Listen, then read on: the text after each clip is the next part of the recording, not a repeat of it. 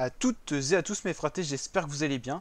Aujourd'hui pour cette nouvelle vidéo, on se retrouve pour le deuxième résumé, mais cette fois images et vidéos de cette étape 2 du Giro d'Italia 2021, Tour d'Italie 2021 que vous pouvez suivre en intégralité sur la chaîne. Donc n'hésitez pas à nous rejoindre, vous êtes de plus en plus nombreux et nombreux, on tient énormément à vous remercier, donc n'hésitez pas à nous rejoindre en vous abonnant et en activant la cloche pour ne rien louper de ce Giro qui est disponible malheureusement que sur Eurosport. Mais donc j'ai acheté l'abonnement et je vais pouvoir vous faire bénéficier de quelques images vidéo pour les droits d'auteur que j'ai, tout ça, et bien sûr le résumé complet qui est déjà dispo sur la chaîne avec tout ce qui s'est passé dans l'étape. Là on se retrouve vraiment pour le deuxième, c'est toutes les grandes images de la journée, tous les grands moments. On se retrouvera quasiment tous les jours pour ce genre de vidéo quand ce sera possible. Et donc là, on se retrouve pour le résumé image. C'est parti sans plus tarder. Donc là, on voit une image des trois échappés du jour, trois Italiens, trois petites équipes, hein, Androni, Eolo, l'équipe de Contador et Basso et l'équipe Guardiani. Donc 142 km de l'arrivée, quasiment écart maximal avec le peloton, 4 minutes 22 d'avance pour les échappés sur le groupe maillot rose. Le peloton un peu plus calme à l'arrière sur les routes italiennes. Là c'était à 102 km de l'arrivée avec 2 minutes 52, l'écart très bien régulé par Alpecin Phoenix, par la Lotto, donc Alpecin pour Tim Merlier, Jumbo pour Groenewegen, Lotto pour Calabewan. Là c'est une petite comparaison de watts entre Groenewegen et Sagan, deux sprinters qui étaient favoris du jour. Là c'était une interview de Driss Debon avec au côté droit les trois échappés du jour, Filippo Tagliani, Vincenzo Albanese et Umberto Marango pour l'équipe managée par Basso et Contador. Donc dans le résumé vidéo tout à l'heure on n'avait pas pu vous donner justement le coureur qui était allé chercher le maillot Azzurro de meilleur grimpeur, c'était Vincenzo Albanese qui a pris le seul point dans la cote de 4ème catégorie répertoriée aujourd'hui. Et pour les maillots distinctifs, c'est bien sûr Tim Merlier qui a gagné l'étape du jour, qui prend le maillot cyclamen de meilleur sprinter. Filippo Ganna reste en rose et reste meilleur jeune, parce qu'il est jeune, hein, Filippo Ganna. Malgré son gabarit imposant, on lui donnerait peut-être un peu plus d'âge, mais il est dans les meilleurs jeunes.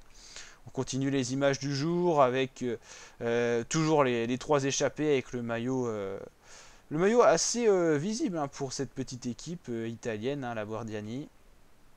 Ineos à l'avant du peloton. Les échappés, hein, ça c'est les deux rescapés de l'échappée. Hein, ils étaient plus que deux à 32 km de l'arrivée avec 39 secondes. Hein. Voilà, là, juste avant de se faire reprendre, on voit le peloton qui va les manger sans rouler vraiment. Filippo Ganna qui a fait le deuxième sprint intermédiaire pour aller prendre quelques secondes de modification. C'était un petit peu sympa à voir avec Ganna premier, Evenepoel deuxième, Moscon troisième. Voilà, ensuite le Giro c'est aussi ça, c'est comme tous les grands tours, c'est de beaux paysages mais également de belle architecture comme là c'était le cas.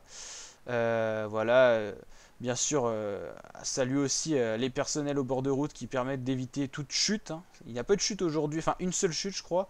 Non, peut-être pas, non, peut-être pas, non, non, il n'y a pas eu de chute au final je crois pas. Si, peut-être une quand même à vérifier. Là, les routes très larges, hein, avec les coureurs qui veulent se replacer à 17 km de l'arrivée pour le sprint, que ce soit les équipes de leaders qui veulent ramener leurs favoris à l'avant ou les équipes de sprinters. La Bora qui roule pour Sagan à l'avant. À gauche de la route, on retrouve l'équipe Dimension Data. À droite, Ineos. Cofidis qui roule pour Viviani. Viviani, justement, placé assez loin, hein, tout au long de l'étape. L'arrière du peloton. L'avant avec Thomas de Gent. Le peloton sur une route assez large, 4 km de l'arrivée, nervosité, peloton qui commence à se casser en morceaux. Marc Soler très bien passé, bien remonté par la Movistar, Filippo Ganna en rose à gauche. Là ça prépare vraiment le sprint, hein. On voit déjà Viviani, Merlier se replacer, donc Viviani ici, Merlier ici, Groenewegen ici.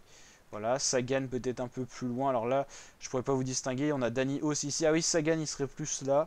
Les virages avant l'arrivée. Et là, on a tout simplement le poisson pilote de Viviani. Viviani qui est ici. Tim Merlier qui est ici. Ensuite, on a Nizzolo, champion d'Europe. Groenewegen. Sagan beaucoup plus loin. Là, on voit l'image où il a failli y avoir une chute de Fernando Gaviria qui se fait pousser par son propre équipier dans la balustrade. Et chapeau à lui parce qu'il n'a pas chuté, il a réussi à se recabrer son vélo pour justement pas chuter. Le sprint final lancé par Tim Merlier pour la Alpecin. Et c'est Tim Merlier qui s'impose devant Nizzolo, Groenewegen, Viviani, Sagan et un autre coureur italien, mais je ne me souviens jamais de son nom. Voilà, hop, on revoit les images du sprint final. Voilà. avec Tim Merlier qui s'impose avec un vélo d'avance, hein, donc là il n'y a pas photo. Et justement le coureur dont je me souviens jamais son nom, c'est Matteo Mocchetti, et c'était pour la Trek Segafredo. Donc voilà le top 10 final.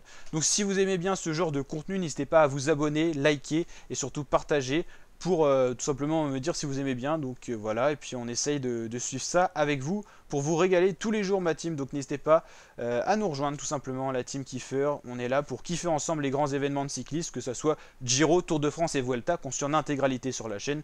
Bien sûr, on suit aussi les autres petites courses comme Paris-Roubaix, course d'un jour, ou encore les courses comme le Critérium du Dauphiné. Toutes les principales courses, vous ne louperez rien.